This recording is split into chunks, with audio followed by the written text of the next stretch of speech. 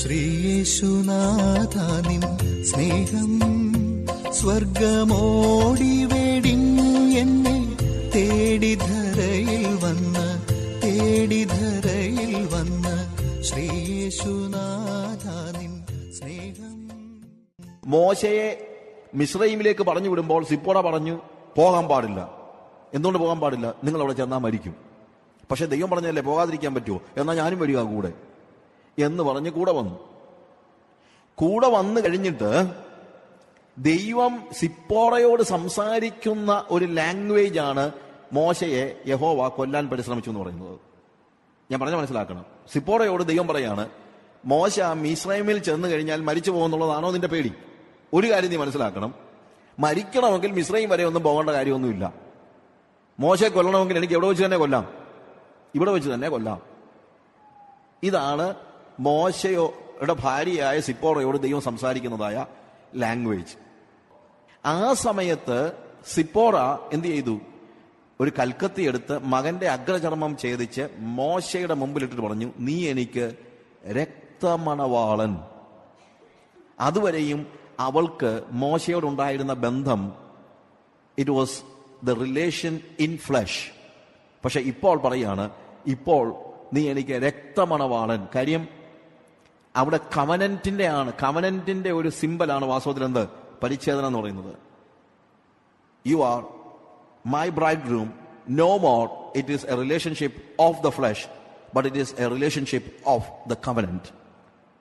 ഒരു കവനന്റ് റിലേഷൻഷിപ്പിലേക്ക് മോശയും ഭാര്യയും വരികയാണ് ശരിക്കും.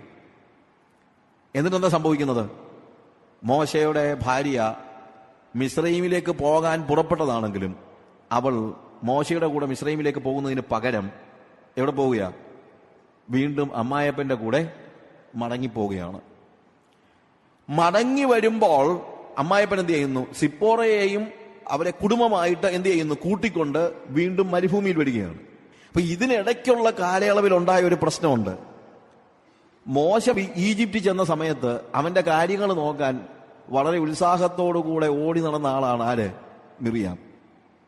മിറിയാം ഒരു കൊച്ചു കുഞ്ഞിനെ പോലെയാണ് മോശയെ കാണുന്നത്. അത് നമുക്ക് നേരത്തെ തൊട്ടറിയാം. അപ്പൊ അവന് കഴിക്കാൻ നേരം കഴിക്കാൻ എടുത്ത് കൊടുക്കുക, പാലെടുത്ത് കൊടുക്കുക, കാപ്പി എടുത്ത് കൊടുക്കുക, നമ്മൾ പറയുന്നത് പോലെ ചായ എടുത്ത് കൊടുക്കുക. മോനെ നീ പല്ല് തേച്ച് വന്ന് 80 വയസ്സുള്ള മോശയോട് ചോദിക്കുക, ഇല്ലേ? ഇങ്ങനെ 80 വയസ്സുള്ള മോശയെ 8 വയസ്സുള്ള ഒരു കൊച്ചിനെ പോലെ പുറകെ നടന്ന് കൊണ്ടുപോവുകയാണ് ആര്? ഈ മിറിയാം. അങ്ങനെ വളരെ സൗകര്യമായിട്ട് മോശയെ താങ്ങിക്കൊണ്ട് നടക്കുന്ന സമയത്താണ് സിപ്പോറായും അമ്മായപ്പനും എല്ലാം കൂടെ കയറി വരുന്നത്. അതോടുകൂടെ മിറിയാമിന്റെ അമ്മ സ്ഥാനം അങ്ങ് നഷ്ടപ്പെട്ടു.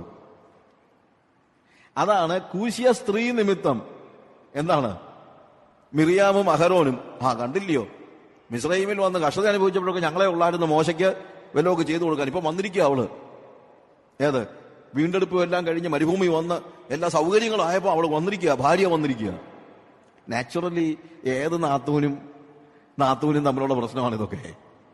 അതിനകത്തുനിന്ന് നാത്തൂന്മാര് മാത്രമൊന്നുമല്ല, ഇതൊരു നാത്തൂൻ പോലായിട്ട് കണക്ക് കൂട്ടിയാൽ മതി. സിപ്പോറ നിമിത്തം എന്ത് സംഭവിക്കുന്നു? അഹരോനും മിറിയാമും മോശയോട് എതിർത്ത് സംസാരിക്കുന്നതായ കാര്യം ചോദിക്കുന്ന ഇതാണ്, has the Lord indeed spoken only through Moses, has he not spoken through us also? ഇതെന്താ, മോശയോട് മാത്രമേ ദൈവം സംസാരിച്ചിട്ടുള്ളോ? അല്ല, ഞങ്ങളോട് ആരും സംസാരിച്ചിട്ടില്ലേ? അതിന് ഞങ്ങളെന്താ കൊള്ളാത്തവർ വേണം? അതിനൊരു കാരണമുണ്ട് ശരിക്കും പറഞ്ഞാൽ. അതായത് ഇവന്റെ അമ്മായപ്പൻ വന്നു കഴിഞ്ഞിട്ട് മോശ ഒത്തിരി കഷ്ടപ്പെടുന്നുവെന്ന് കണ്ട് എന്ത് ചെയ്യുന്നു? ഇവൻ ഡിവൈഡ് ചെയ്ത് ഈ ഇസ്രായേൽ സഭ ഭരിക്കാനായിട്ട് ഡിവൈഡ് ചെയ്ത് പലരെ ഏൽപ്പിക്കുകയാണ്. പലരെ ഏൽപ്പിക്കുമ്പോൾ ആലോചന ചോദിക്കുന്നത് മിറിയാമിനോടും അഹരോനോടുമല്ല, എന്താ, യിത്രോവിനോടാണ്, അല്ലെങ്കിൽ അമ്മായപ്പനോടാണ് ആലോചന ചോദിക്കുന്നത്. അതുവർക്ക് സഹിക്കാൻ പറ്റിയില്ല. മോശയ്ക്ക് കഷ്ടപ്പാടാണെങ്കിൽ അവർ ചോദിക്കുന്നത്, മോശയ്ക്ക് കഷ്ടപ്പാടാണെങ്കിൽ ഞങ്ങളെ ഏൽപ്പിച്ചാൽ പോരായോ ബാക്കി കാര്യം? അതെന്തിനാ വേറെ 70 പേരെ തിരക്കാൻ പോകുന്നത്? You understand the difference? മോശയ്ക്ക് കഷ്ടപ്പാടാണെങ്കിൽ എന്ത് ചെയ്യണം? ഞങ്ങളെ ഏൽപ്പിക്കണം. കാര്യം മോശയോട് ദൈവം സംസാരിച്ച പോലൊക്കെ ഞങ്ങളോടും സംസാരിച്ചിട്ടുണ്ട്. ഞങ്ങൾക്കല്ലേ കൃപാവരങ്ങളുള്ളത്.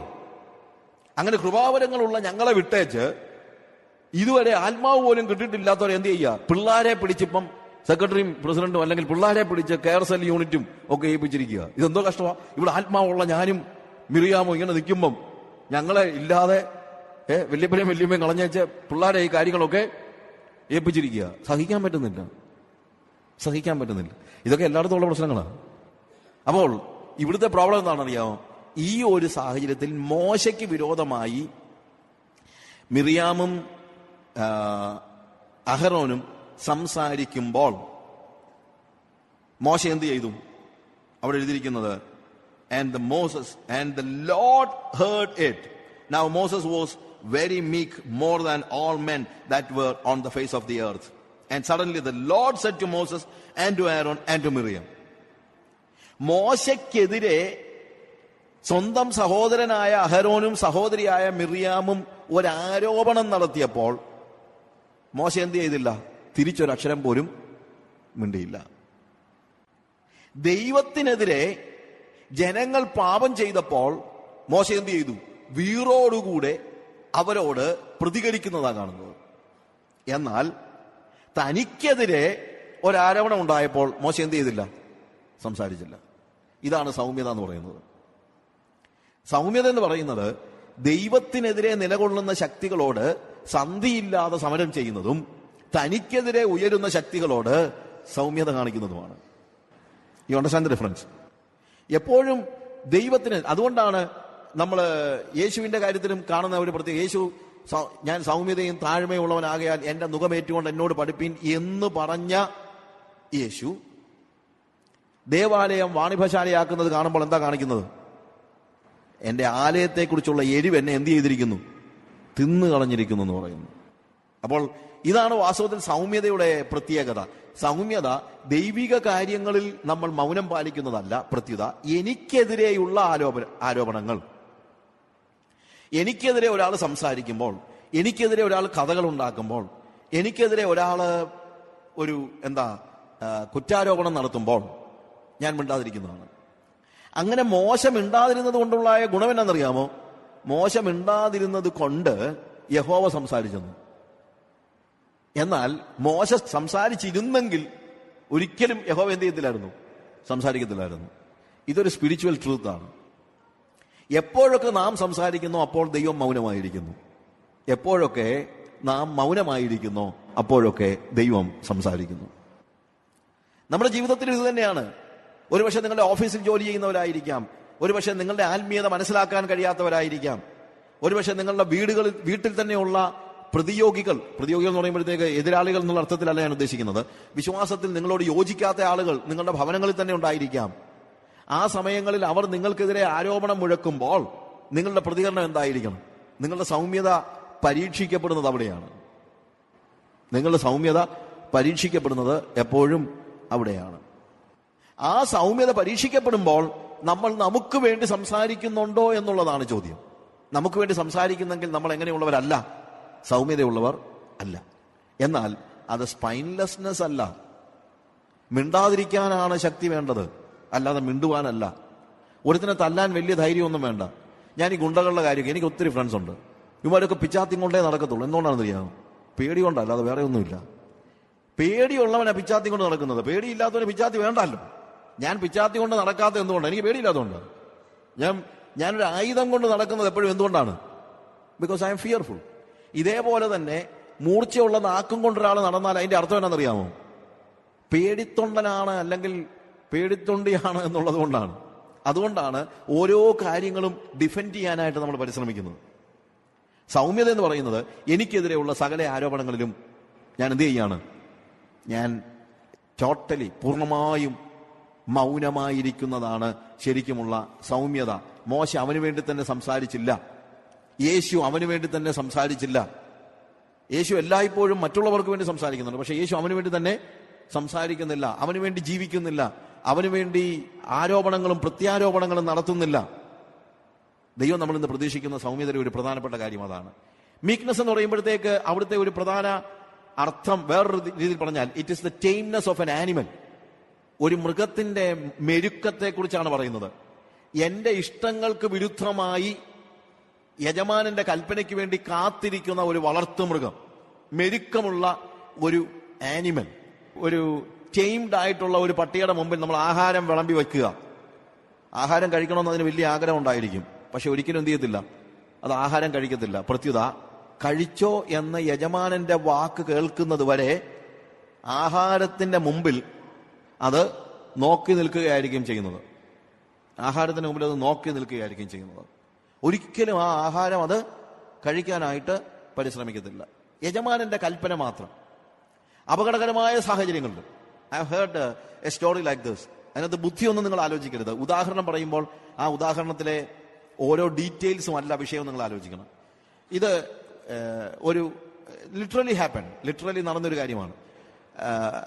ഒരു ഫോറസ്റ്റ് ഡിപ്പാർട്ട്മെന്റ് വർക്ക് ചെയ്യുന്നതായ ഒരു വ്യക്തി, അയാൾക്ക് ഒരു ചെക്കിംഗ്, ഒരു ഇന്റീരിയർ ആയിട്ടുള്ള വനത്തിൽ അയാൾക്ക് പോകേണ്ട ഒരു ആവശ്യം ഉണ്ടായിരുന്നു. അപ്പോൾ ഉച്ചയ്ക്ക് കഴിക്കാനായിട്ടുള്ള ഒരു ഭക്ഷണവുമായി ഒരു തുറസായ സ്ഥലത്ത് ഈ ഭക്ഷണപ്പൊതി വെച്ചിട്ട് ഇയാൾ അകത്തേക്ക് പോകുമ്പോൾ അയാളുടെ വളർത്തുനായോട് അയാൾ പറഞ്ഞു, കീപ് ഇറ്റ്. അതിന്റെ ചുറ്റുവട്ടത്ത് നിന്ന് മാറാതെ അത് നിന്നു. സംഭവിച്ചതെന്നറിയാമോ? ഇയാൾ വനത്തിലായിരുന്ന സമയത്ത് ശരിക്കും ഒരു കാട്ടുതീ വന്ന് ഇവിടെ പടർന്നു പിടിച്ചു. ചെറിയ കാട്ടുതീ എന്ന് പറഞ്ഞാൽ ഒരു ആ ഏറിയയിൽ ഒരു വലിയൊരു തീ വന്നു. കുറച്ച് കഴിഞ്ഞിട്ടാണ് ഈ മനുഷ്യൻ അകത്ത് പോയിട്ട് അവിടെ നിന്ന് തിരിച്ചു വരുന്നത്. വനത്തിൽ നിന്ന് തിരിച്ചു വന്നപ്പോൾ അയാൾ കണ്ടത് എന്താണെന്നറിയാമോ? ഇയാളുടെ ലഞ്ച് ബോക്സിന്റെ അടുത്ത് ഈ മൃഗം മരിച്ചു കിടക്കുന്നത് കാണുന്നത്. You understand? കാര്യം അതിനോട് എന്ത് പറഞ്ഞിരുന്നു? ഇത് സൂക്ഷിക്കാൻ പറഞ്ഞിരുന്നു. സ്വന്തം ജീവനെ പോലും അവഗണിച്ച് അതെന്ത് ചെയ്തു? അനുസരണമുള്ളവനായി അതിന്റെ മുന്നിൽ നിൽക്കുകയാണ്. ഇതേപോലെ തന്നെ എന്റെ ഇഷ്ടങ്ങൾക്കും എന്റെ ജീവനും വിരുദ്ധമായി കാര്യങ്ങൾ സംഭവിക്കുമ്പോഴും യജമാനന്റെ കൽപ്പനയ്ക്ക് അനുസരിച്ചല്ലാതെ മറ്റൊരു കാര്യത്തിലും ഇടപെടാതിരിക്കുന്നതാണ് സൗമ്യത. അതാണ് ടൈംനെസ് എന്ന് പറയുന്നത്. ചോറ് വിളമ്പി വെച്ച് കഴിഞ്ഞാൽ യജമാനന്റെ കൽപ്പനയില്ലെങ്കിൽ തൊടാതിരിക്കുന്നത് പോലെ, ഒരുപക്ഷെ അപകടകരമായ സാഹചര്യങ്ങളിലൂടെ കടന്നു പോകുമ്പോഴും യജമാനന്റെ കൽപ്പനയെ അനുസരിക്കാതെ, നിങ്ങൾ ഒരുപക്ഷെ പറഞ്ഞേക്കും അത് ബുദ്ധിമോശമല്ലേ കാണിച്ചത് എന്ന് പറഞ്ഞേക്കും. ഇതിനകത്ത് ബുദ്ധിയുടെയും ബുദ്ധിമോശത്തിന്റെയും കാര്യമൊന്നുമില്ല. ഇവിടുത്തെ പ്രധാനപ്പെട്ട കാര്യം എന്താണ്? അനുസരണമാണ്. അപ്പോൾ സൗമ്യത എന്ന് പറയുന്നത് ശരിക്കും അതാണ്. യജമാനന്റെ കൽപ്പന അനുസരിച്ച് മാത്രം കാര്യങ്ങൾ ചെയ്യുന്ന, അവന്റെ ഇഷ്ടങ്ങൾക്ക് വിരുദ്ധമായി സ്വന്തം മോഹങ്ങളും പ്രലോഭനങ്ങളും എത്ര ശക്തിയായി വന്നാലും അതിനെ കാൽക്കീഴിട്ടിരിക്കുന്നതായ വ്യക്തി. കയ്യിന്റെ കാര്യത്തിൽ നമുക്കറിയാമല്ലോ, കയ്യിനോട് കർത്താവ് സംസാരിക്കുന്നതായ ഭാഗം. കയ്യിനോട് കർത്താവ് പറയാണ്, എന്താണ്? നീ വളരെ ശ്രദ്ധിക്കണം. എന്തുകൊണ്ട് ശ്രദ്ധിക്കണം? പാപം നിന്റെ വാതിൽക്കൽ കിടക്കുന്നു എന്നുള്ളതാണ്. പാപം നിന്റെ വാതിൽക്കൽ കിടക്കുന്നു. ദൈവം അവനോട് സംസാരിക്കുന്ന ഭാഗം അതിന്റെ ചാപ്റ്റർ 4 ഓഫ് ജനസിസ് അതിന്റെ verse 6 the Lord said to Cain, why are you angry and why has your countenance fallen? If you do well, will you not be accepted? And if you do not do well, sin is crouching at the door. Its desire is for you, but you must master it. നീ നന്മ ചെയ്യുന്നെങ്കിൽ നിനക്ക് acceptance കിട്ടും. നിനക്ക് തീർച്ചയായിട്ടും ഞാൻ നിന്നിൽ പ്രസാദിക്കും. പക്ഷേ നന്മ ചെയ്യുന്നില്ലെങ്കിലോ പാപം നിന്റെ വാതിൽക്കൽ കിടക്കുന്നു. അതിന്റെ ആഗ്രഹം നിന്നോടാകുന്നു. അതൊരു ഫാക്റ്റാണ്. പാപം ഒരിക്കലും വന്ന് കിടക്കുന്നത് ചുമ്മാ വന്ന് കിടക്കുകയല്ല. പാപത്തിന് എപ്പോഴും എന്തുണ്ട്? ഒരാഗ്രഹമുണ്ട്. അതിന്റെ ആഗ്രഹം എന്താണ്? എന്നോടാണ്. പാപത്തിന്റെ ആഗ്രഹം എന്നോടാണ്. അതുകൊണ്ട് പാപം നിന്റെ വാതിൽക്കൽ പതുങ്ങിക്കിടക്കുന്ന എഴുതിയിരിക്കുന്നു. പതുങ്ങിക്കിടക്കുക എന്ന് പറയുമ്പോഴത്തേക്ക് ഇറ്റ്സ് ജസ്റ്റ് ലൈക്ക്, ഇപ്പൊ നമ്മുടെ വീട്ടിലേക്ക് കയറി ചെല്ലുകയാണെങ്കിൽ ചില വീടുകളിലെ നമ്മൾ ഓരോ തരത്തിലുള്ള പട്ടികളെയാണല്ലോ വളർത്തുന്നത്, നായകൾ. ചില പട്ടിയുടെ ഒരു പ്രത്യേകതയുണ്ട്, അയലോക്കത്തോടൊരു മനുഷ്യൻ പോകാൻ സമ്മതിക്കത്തില്ല. നമ്മൾ അയലോക്കത്തോട് നടക്കുകയാണെങ്കിൽ അന്നേരത്തേക്ക് ഭയങ്കര കോരയും ബഹളമൊക്കെ ആയിരിക്കും, ഇല്ലേ? നമ്മളവിടെ വീടിന്റെ അടുത്തോട്ട് പോലും ചെല്ലുന്നില്ല, പക്ഷെ അയലോക്കത്തോട് നടക്കുമ്പോഴേ റോഡിൽ കൂടെ നടന്നാലും പട്ടി കുരയ്ക്കും. എന്നാൽ ചില പട്ടി അങ്ങനല്ല, വഴിയെ കൂടെ ആര് നടന്നാലും അതിന് പ്രശ്നമൊന്നുമില്ല, പക്ഷെ ഗേറ്റെ തൊട്ടാൽ വിവരം പറയും. ചില പട്ടി അങ്ങനെയോ അല്ല, ചില പട്ടി ഗേറ്റ് കൊടുത്താലും പ്രശ്നമില്ല, എന്താണ് ബെല്ലടിച്ചാലും പ്രശ്നമില്ല. നമ്മളെ കാണാൻ അറിയാതെ ആ സിറ്റ് ഔട്ടിലെ വാതിൽ തുറന്നു കഴിഞ്ഞാൽ പതുങ്ങിക്കിടക്കുകയായിരിക്കും. ഒറ്റ ചാട്ടമാണ് എന്ന് പറഞ്ഞുകൊണ്ട് പെട്ടെന്ന്. കാര്യം അതുവരെ നമ്മൾ എന്ത് മനസ്സിലാക്കുന്നില്ല, നമ്മളെ കാത്ത് ഇങ്ങനെ ഒരു പട്ടി പതുങ്ങിക്കിടക്കുന്നുണ്ടെന്നുള്ളത് നമ്മൾ തിരിച്ചറിയുന്നില്ല. പാപം ഇതുപോലെയാണ്. പാപത്തിന്റെ പ്രത്യേകത അതാണ്. പാപം അയലോക്കത്തൂടെ പോകുമ്പോൾ കുരയ്ക്കുന്ന ഒരു പട്ടി പോലെ അല്ല മിക്കപ്പോഴും നമ്മുടെ ജീവിതത്തിൽ. പക്ഷേ അയലോക്കത്തൂടെ കടന്നു പോകുമ്പോഴേ നമ്മൾ അതിന്റെ ഇരയാണ്. അതിന്റെ മനസ്സിൽ എന്തുണ്ട്? വരുന്നുണ്ട് ഒരുത്തൻ എന്നുള്ള ഒരു ധാരണ, ഒരു തിരിച്ചറിവുണ്ട്. ഒരുത്തൻ വരുന്നുണ്ട് എന്നുള്ള ഒരു തിരിച്ചറിവുണ്ട്. ഞാൻ പറഞ്ഞല്ലോ, അങ്ങനെ നമ്മളെ നോക്കിക്കിടക്കുന്ന ഒരു പാപം നിന്റെ വാതിൽക്കൽ എന്ത് ചെയ്തിരിക്കുന്നു? പതുങ്ങിക്കിടക്കുന്നു എന്നാണ്. പതുങ്ങിക്കിടക്കുന്നു. അതിന്റെ ആഗ്രഹം നിന്നോടാകുന്നു. നീ എന്ത് ചെയ്യണം? നീ അതിനെ കീഴ്പ്പെടുത്തണം.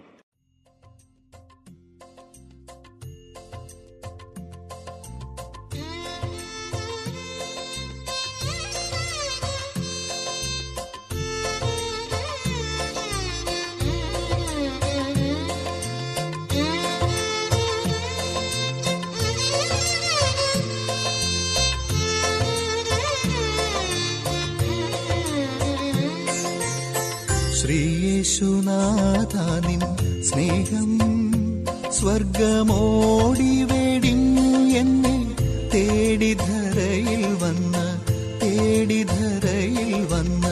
ശ്രീയേശുനാഥാനിൻ സ്നേഹം സ്വർഗമോടി വെടിഞ്ഞു എന്നെ തേടിധരയിൽ വന്ന് ശ്രീയേശുനാഥാനിൻ സ്നേഹം.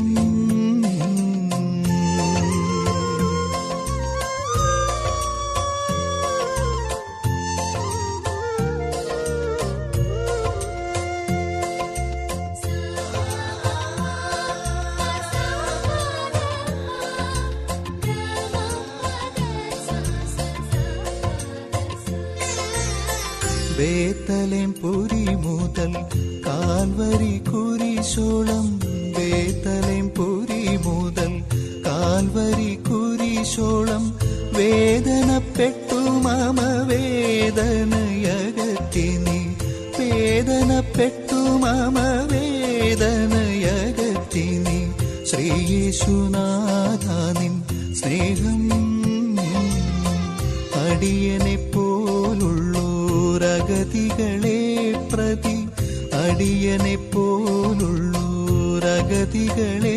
പ്രതി അടിമുടി മുഴുവനും അടികൾ നീ ഏൽക്കയോ, അടിമുടി മുഴുവനും അടികൾ നീ ഏൽക്കയോ. ശ്രീയേശുനാഥാനിൻ സ്നേഹം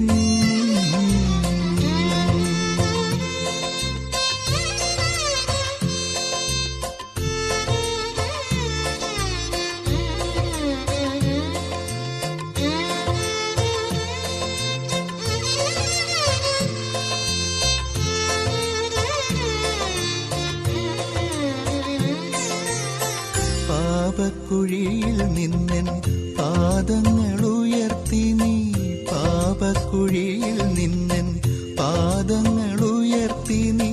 പാടുവാൻ പുതിയൊരു പാട്ടുമെന്നാവിൽ തന്നു, പാടുവാൻ പുതിയൊരു പാട്ടുമെന്നാവിൽ തന്നു. ശ്രീയേശുനാഥാനിൻ സ്നേഹം അനുപമ സ്നേഹത്തിൻ ആഴവും ഉയരവും, അനുപമ സ്നേഹത്തിൻ ആഴവും ഉയരവും അകലവും നീളവും അറിയുവാൻ കഴിയുമോ, അകലവും നീളവും അറിയുവാൻ കഴിയുമോ. ശ്രീയേശുനാഥാനിൻ സ്നേഹം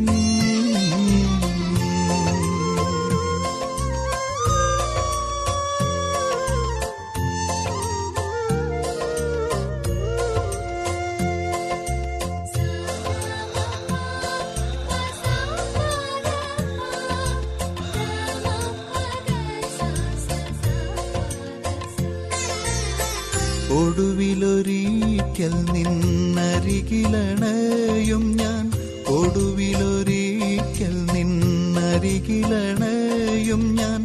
അവിടെയും പാടും നിന്നതിശയ സ്നേഹത്തെ, അവിടെയും പാടും നിന്നതിശയ സ്നേഹത്തെ.